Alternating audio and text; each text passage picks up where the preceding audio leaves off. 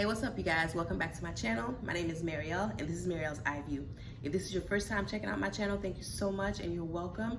If you stopped by before and you liked what you saw, and now you're back for another one to see what I'm running my mouth about this week, welcome back. Thank you for the support. Thank you for subscribing. Thank you for watching my last two videos.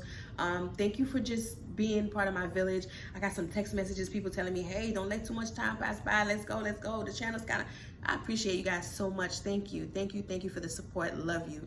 I want to start each video with a quote or a message or an idea that maybe I read somewhere or I heard somewhere and that resonated with me. So this week's quote is from Dr. Thema, and she says, the parts of your story that you're most ashamed of are the parts most needed to be shared.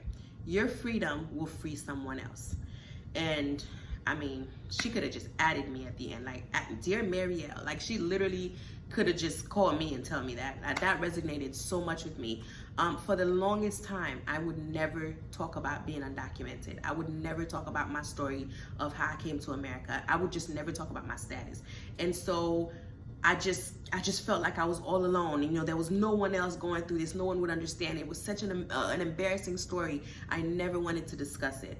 It wasn't until very recently I learned the number. I think in watching all the different political, you know, immigration reform promises, and the numbers dropped of how many millions of people live undocumented in America. I was baffled to know that there's a whole world of, that's a small country, of people who are living the way I was living. And it just, I don't know if it made me feel better, but it definitely lets me know that I wasn't alone.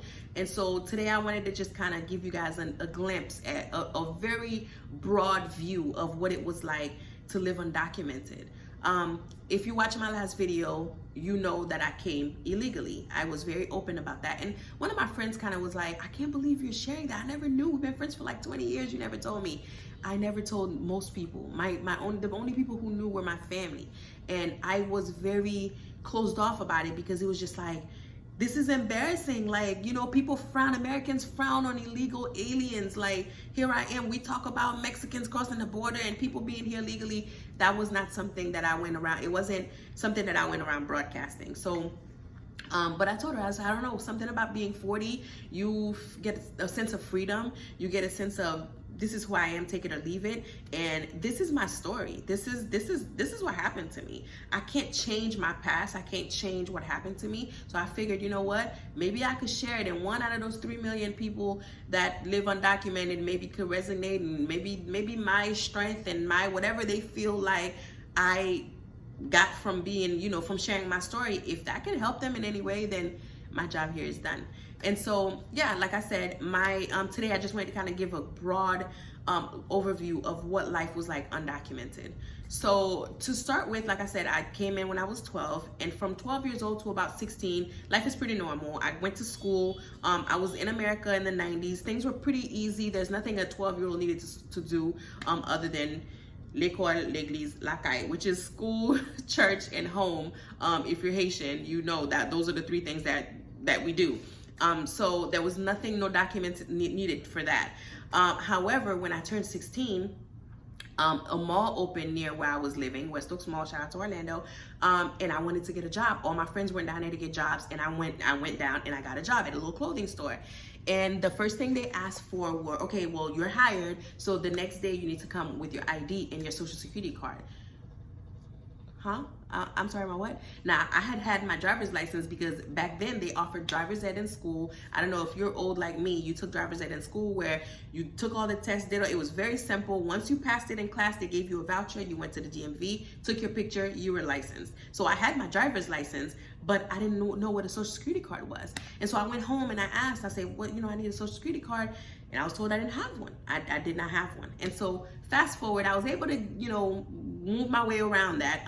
See, when you're undocumented, there's all types of, you know, avenues and loopholes. And so you find yourself on the fence when it comes to the right side of the law and the wrong side of the law, because it's a matter of survival at this point. So it's either what, I was never gonna work or I was gonna find a way to work. So we figured out a way for me to work. And so I then turned 18, I move out, I have a kid, and then 9/11 happened. So 9/11, if you know anything about that, everything in immigration tightened up. everything, down to the size of liquids you could carry. I know you remember, if you're not Haitian immigrant, you know, even when you used to be able to carry a big size lotion, you now have to reduce it to a 6 ounce. So everything when it came to immigration tightened up. And so my license happened to expire shortly after 9/11. So I was introduced to going to the DMV saying, hey, listen, I need to renew my license. Here's the old one. And they were like, Social Security? And so that ain't nothing you could fake. Like, that's the DMV. So you needed to be able to produce said Social Security. Marielle didn't have that. And so I was pretty much asked to leave because you needed a Social Security number to be able to, you know, put you in the system. That number is pretty much your identity. So I didn't have that. And so there began my journey of just like turmoil. It was just like, okay, every time leaving from that place, I think my license had expired that day, leaving from the DMV, getting in that car and driving away, I began breaking the law. See, I'm operating a vehicle without a driver's license. If I get pulled over, my license is expired. They could be nice, you know, the first couple of days, couple of weeks, but how long would I be able to drive on an expired license? An expired license, by the way, it's like you came in with a fake ID or something. Like even the bank, I remember a specific story where a check was issued out to me. And this check was issued out to me because I deserved it. It was a child support check.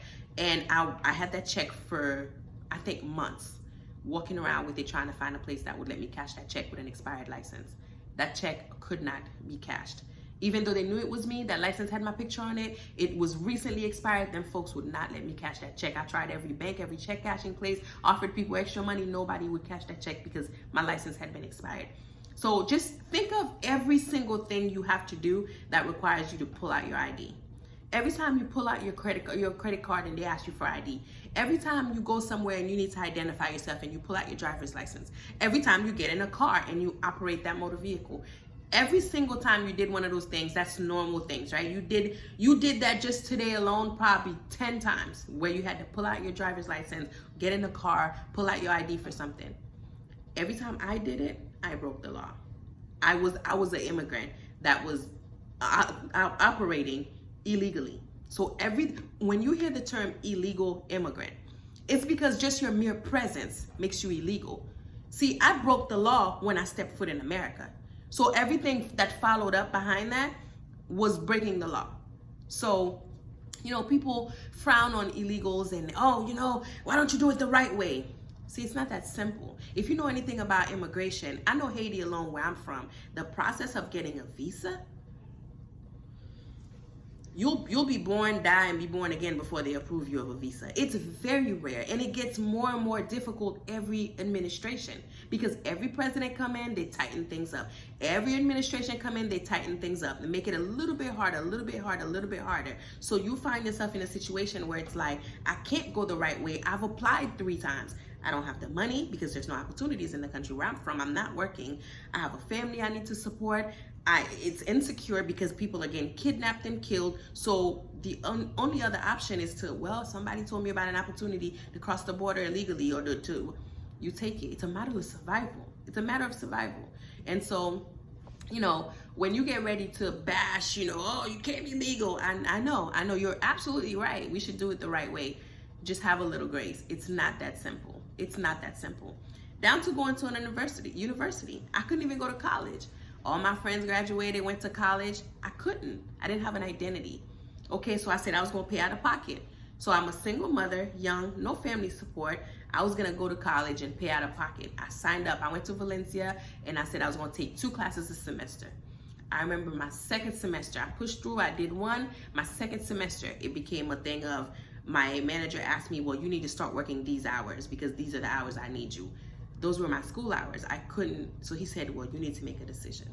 So I remember walking that hallway the last time and telling my professor I needed to drop that class because when I needed it or I couldn't afford it, whatever it was, I had to drop out because working was priority. So I had to make sure that I provided for my son as opposed to paying for college. So it was a dark cloud over your head every single day. Every single day you woke up thinking, okay, how am I going to finagle? Even getting a job. See, I was able to stay at jobs long term. I would work at a restaurant for years to come. But for whatever reason, if I had to go look for another job, it was this whole song and dance of, you know, being personable enough and having enough personality to almost manipulate the person hiring to overlook the fact that you don't have your documents. So almost using, you know, whatever charm you have to, you know, so I had to be a super server. I had to make sure I knew all the, I blew them away so much in the interview that they couldn't let me walk away. They knew if they hired me, they would have a good asset and I would bring something good to the table. So they overlooked the fact that my documents were not in order,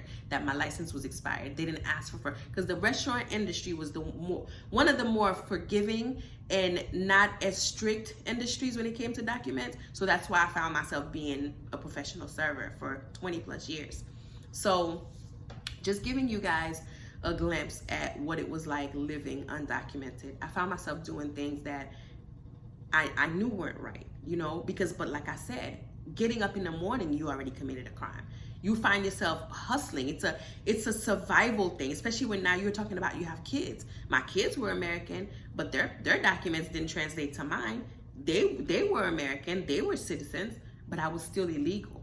So no matter what attributes, paying taxes, I worked and paid taxes, I could never file taxes because now you're going too far.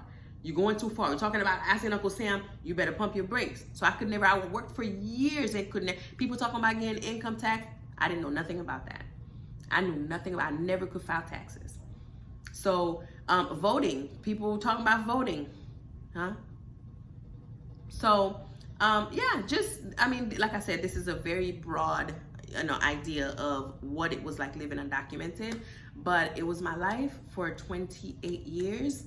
And you know, like I told you guys, this rabbit hole goes deep, and I plan on leading up to everything, you know, little by little. You know, they say the best way to eat an elephant is one bite at a time. So I'm gonna give y'all one bite at a time so you guys can get the whole idea. And also, I don't want to stick on immigration. I plan on doing some other topics too. Let me know what else you guys want me to talk about. I told you guys I live in Punta Cana. Ask me some questions. I plan on doing some things to do in Punta Cana, some, you know, if you guys are in town and you guys want to, you know, hang out, let me know. I'll tell you guys some places to go. I'll do a video on that. I'll do some hotel tours. I'll do some things to kind of ease the direction of the channel. I don't want to stick to immigration, but it's my story, and it's kind of why I started this channel. So, you know, you're gonna get a lot of it. But let me know if you guys want to hear about anything else, if you have any specific questions, if you know anyone who was undocumented, if you were undocumented. You may not want to tell me it was you, just tell me it was your cousin. Let me know how you finagled it, how did you do, you know, if it wasn't America, maybe it was another country. I know there are plenty of people in England or other countries, Canada. If you're from somewhere else and you had to go there undocumented for whatever reason, or you went legally and overstayed your visa, you're illegal. You know, the minute that status ran out, you're illegal. So let me know what are some of the things you had to do. How long did you have to do it? How difficult it was for you? Maybe there's some things that I didn't know, and you know, I went the long way about things. But let me know if you know anyone who went through this. How was that experience for them? How was that journey for them? And as always, thank you for watching. Until next time, peace.